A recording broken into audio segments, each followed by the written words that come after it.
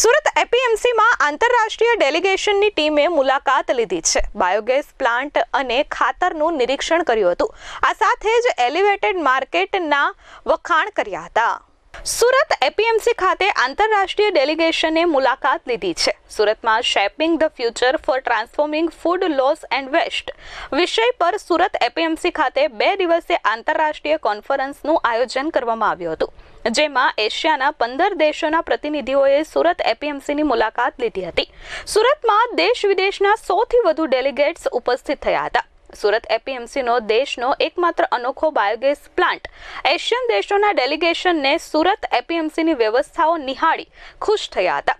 Surat એપીએમસીમાં China પછીની ભારતની સૌથી મોટી એલિવેટેડ માર્કેટ શરૂ કરવામાં આવી હોવાનું ડેલિગેશને જણાવ્યું હતું. સુરત એપીએમસીના ચેરમેન અને ધારાસભ્ય સંદીપભાઈ દેસાઈના નેતૃત્વમાં એપીએમસીએ આંતરરાષ્ટ્રીય સ્તરે નામ રોશન કર્યું છે. બાયોગેસ પ્લાન્ટમાંથી નીકળતા પ્રવાહી ખાતરથી જમીન પણ સુધરશે અને ખેતી પણ સમૃદ્ધ થશે.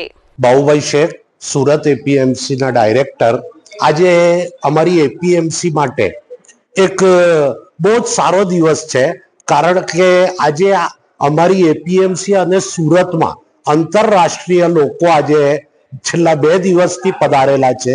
એમાં ખાસ કરીને એશિયાના 15 દેશોમાંથી જાપાન, ચાઇના, બાંગ્લાદેશ, ભૂતાન, આવા 15 દેશોમાંથી ડેલિગેશન અને આપણા દેશના 15 રાજ્યોમાંથી એગ્રીકલ્ચરલ માર્કેટિંગ બોર્ડના સીઈઓ અને એમના ચેરમેનો પણ અહીંયા ખાસ સુરત એપીએમસીમાં જે એક બાયોગેસનો પ્લાન્ટ ચાલે છે, જે આખા દેશમાં કશે નથી, એનાથી પ્રેરિત થઈ એ લોકો ખાસ આ પ્લાન્ટ્સ જોવા માટે આવ્યા અને એ જોઈને એ લોકો એટલા બધા ખુશ થયા છે.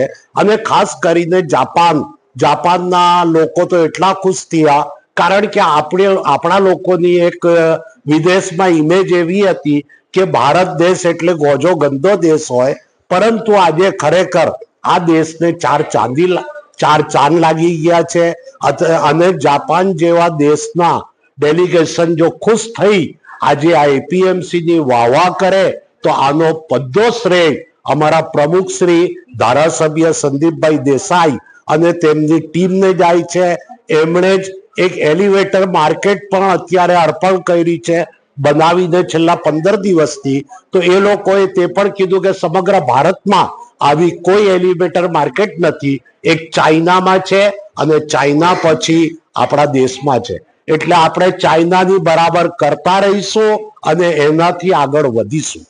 આપણા માર્કેટમાં જે કચરો નીકળે છે, આજથી પહેલા એવું હતું કે એ કચરો ઉપાડવા માટે અમે સુરત મ્યુનિસિપાલિટીને દર મહિને 75,000 રૂપિયા આપતા હતા, પરંતુ અમારી આ ચેરમેન સાહેબ અને ટીમની દીર્ઘ દ્રષ્ટિથી અમે એ કચરામાંથી વળતર મેળવવાનું કામ ચાલુ કર્યું, કારણ કે એ કચરામાંથી ગેસ પણ બને છે અને ખેડૂતોને જે એનો લિક્વિડ હોય છે તે પણ વેચાય છે. એનાથી ખેતી પણ સમૃદ્ધ થાય છે, જમીન પણ બચે છે અને આપણા ગેસથી અમારી માર્કેટમાં આજે દર મહિને આવક ઊભી કરી છે. મારું નામ મીતા પંજાબી. હું એક આંતરરાષ્ટ્રીય સંસ્થા છે UNFAO, એની સાથે હું જોડાયેલી છું અને as a senior food systems officer. તો ફૂડ લોસ એન્ડ વેસ્ટ પર કામ કરવાનું એ અમારું ફોકસ છે. તો અમે એક સુરત સિટીમાં અમે એક પ્લાન્ટ જોયું છે એપીએમસી માર્કેટની અંદર, જ્યાં ફૂડ વેસ્ટને એનર્જીમાં કન્વર્ટ કરાય છે. અને એક નવું પ્લાન્ટ છે, એક નઈ આઈડિયા છે.